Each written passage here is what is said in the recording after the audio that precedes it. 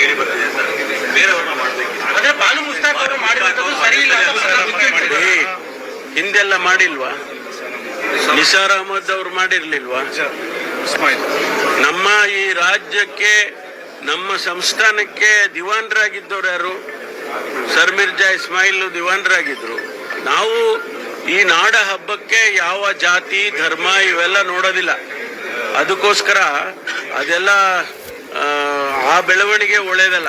ಅವ್ರು ಹೇಳ್ತಾರೆ ಧಾರ್ಮಿಕವಾಗಿ ಎಲ್ರಿಗೂ ಸ್ವತಂತ್ರ ಬೇಕು, ಸರ್ವಧರ್ಮ ಸಮನ್ವಯತೆಯಿಂದ ಇರಬೇಕು ಅಂತ ಹತ್ತನೇ ಸಂವಿಧಾನ ಹೇಳಿದ್ವು. ನಮ್ಗೆ ಸಂವಿಧಾನ ಪರಮೋಚ್ಚ ಹೊರತು ಇನ್ಯಾವುದು ಪರಮೋಚ್ಚ ಇಲ್ವೇ ಇಲ್ಲ. ಇದು ಸಾಂಸ್ಕೃತಿಕ ಜೀವನದ ಅಭಿವ್ಯಕ್ತಗೊಳಿಸುವಂತ ಒಂದು ನಾಡ ಹಬ್ಬ. ಸಾಂಸ್ಕೃತಿಕ ಅಭಿವ್ಯಕ್ತಿ ಮಾಡುವಾಗ ಇಡೀ ದೇಶದ 140 ಕೋಟಿ ಜನರು ಭಾಗಿ. ಇದು ಧರ್ಮದ ಆಚರಣೆ ಅಲ್ಲ. ಧರ್ಮದ ವಿಚಾರ ಚರ್ಚೆ ಮಾಡೋದು ರಾಜಕೀಯ ಪಕ್ಷಗಳ ವ್ಯಾಪ್ತಿಗೆ ಬರೋದು ಇಲ್ಲ. ಅದು ಸಂವಿಧಾನ ಮತ್ತು ಜನರ ವಿವೇಚನೆ ಮತ್ತು ಆಯ್ಕೆಗೆ ಬಿಟ್ಟಂತ ಸ್ವತಂತ್ರವಾದ ಸಂಗತಿ.